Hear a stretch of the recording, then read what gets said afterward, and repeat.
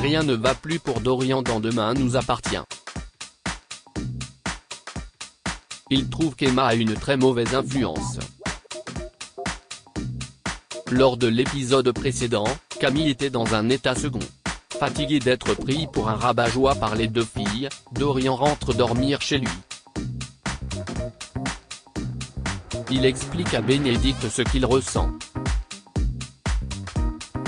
Cette dernière pense que Camille ne va pas si bien qu'elle le prétend et qu'elle essaie d'oublier l'histoire avec Stanislas. Elle lui conseille d'être patient. Au même moment, Camille et Emma s'activent pour la soirée Beach Party. Au programme, plus de 100 invités sur les réseaux, une liste de cocktails et une Charlie inquiète pour sa réputation. Milan arrive et impressionne Emma avec son matériel de DJ. De l'amour dans l'air entre ces deux-là, Dorian tente de faire un effort, apporte de quoi faire des pizzas maison chez Camille. Malheureusement, elle a prévu de sortir avec Emma. Dorian décline l'invitation et rentre tout seul. À découvrir aussi Car by Volvo subscribe to a Volvo. Pay less with a fixed monthly cost. Car by Volvo barre vertical sponsorise les Armour et Partaboula Demain nous appartient en avance 3 août 2022 dans votre série favorite sur TF1, l'amour n'est pas toujours aussi facile qu'on le croit. Alors qu'elle vient de passer la nuit avec Valentin, Manon découvre un message de Nordine sur son répondeur. S'il l'avait appelé 5 minutes plus tôt, tout aurait été différent. La veille, pendant que Manon partageait un moment intime avec Valentin, Nordine lui laissait un message sur le répondeur de son téléphone portable. Et la jeune femme reste bloquée dessus, car s'il l'avait appelé 5 minutes auparavant, tout aurait été différent, d'autant plus qu'elle s'en fiche de Valentin. Manon et Nordine se sont donné rendez-vous. Au cours d'une balade, sur le canal, Nordine prend son courage à deux mains pour avouer ce qu'il a sur le cœur. Lorsque Manon lui a rendu ses livres pour le concours, Nordine a compris qu'elle ne voulait plus le revoir et cela l'a rendu un peu triste. Manon lui confie en retour qu'elle aurait bien aimé les garder. Nordine cherche alors à savoir si elle sort avec le plagiste de la paillote. Manon assure à Nordine qu'elle se fiche complètement de Valentin.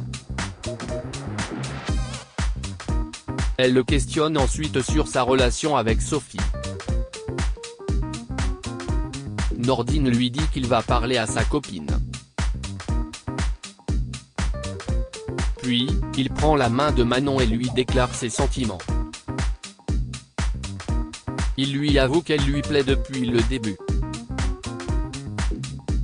Mais Nordine doit retourner au travail et les deux tourtereaux projettent de se voir ce soir. Nordine entend par hasard une discussion entre Aurore et Roxane dans les couloirs du commissariat. Il comprend que Manon a échangé plus qu'un bisou avec Valentin. Nordine accuse difficilement le coup. Manon et lui se retrouvent comme prévu à 18h30. Nordine lui demande pourquoi elle ne lui a pas dit qu'elle avait couché avec Valentin. Il pensait qu'elle avait des sentiments pour lui. Manon lui rétorque qu'elle n'a pas de compte à lui rendre et lui rappelle ensuite qu'ils ne sont pas ensemble. Nordine lui avoue que ça l'a blessé. Manon se justifie, elle n'en a rien à faire du plagiste et voulait le rendre jaloux. Mais Nordine ne comprend pas pourquoi elle a couché avec si elle n'en a rien de faire de lui. Manon finit par lui avouer qu'elle avait envie de s'éclater. Puis, excédée, Manon s'en va.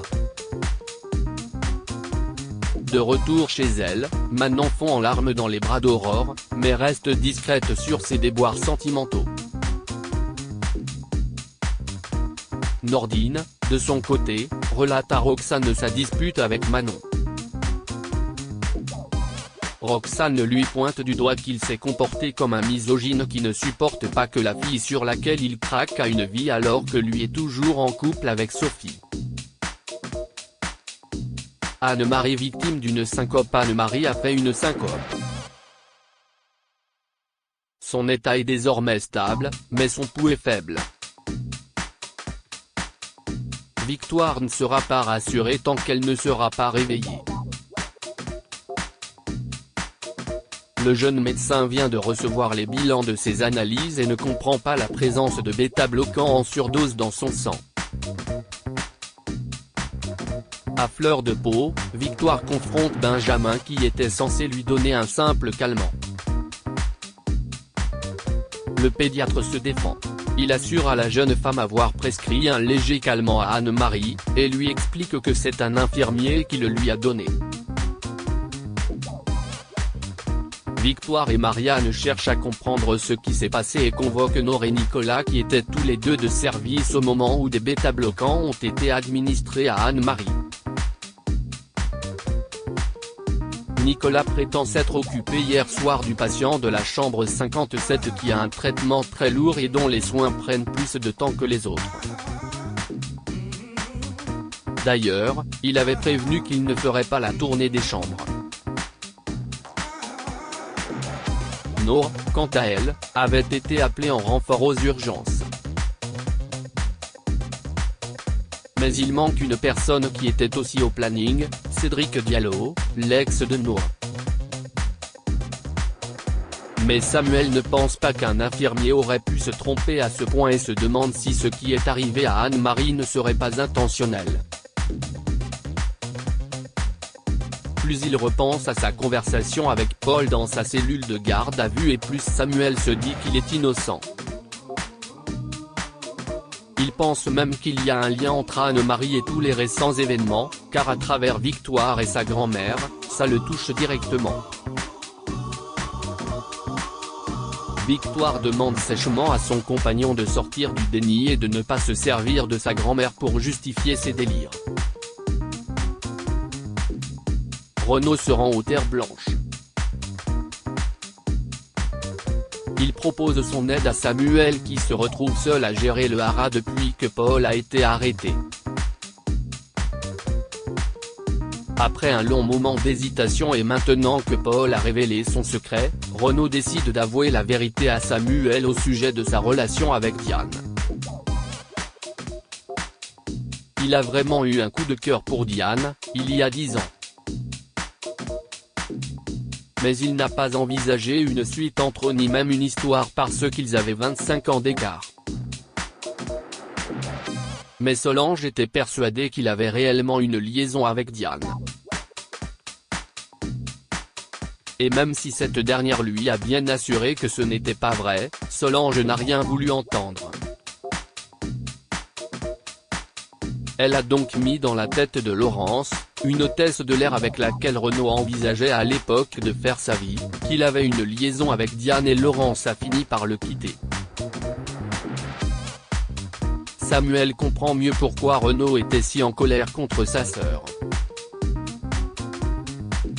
Renaud avoue à son fils qu'il aurait aimé dire à Solange, avant qu'elle ne meure, qu'il l'aimait parce que malgré leur brouille, elle restait sa petite sœur. Views post ton Instagram à post shared by demain nous appartient @dna-batf1, après s'être assuré d'être seul, Nord laisse un message sur le répondeur de Cédric. Elle ne comprend pas comment il a fait pour se tromper entre des calmants et des bêta-bloquants. Mais Nicolas a tout entendu et met par la suite Victoire dans la confidence.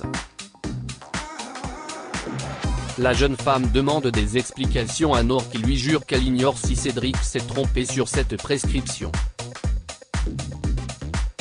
La jeune femme se justifie. Cédric était le troisième infirmier qui était de service hier soir et elle sait qu'il ne va pas bien. Elle s'est donc inquiétée qu'il puisse se tromper sur une prescription. Anne-Marie s'est réveillée. Victoire lui montre une photo de Cédric. Elle pense que c'est lui qui s'est occupé d'elle la veille. Le soir est tombé quand Jaya et Nji se rendent au commissariat. Leur père n'est pas rentré à la maison et elle n'arrive pas à le joindre au téléphone. Les deux adolescentes se sont rendues à l'hôpital, mais personne ne l'a vu là-bas depuis la veille. Cédric a disparu depuis 24 heures.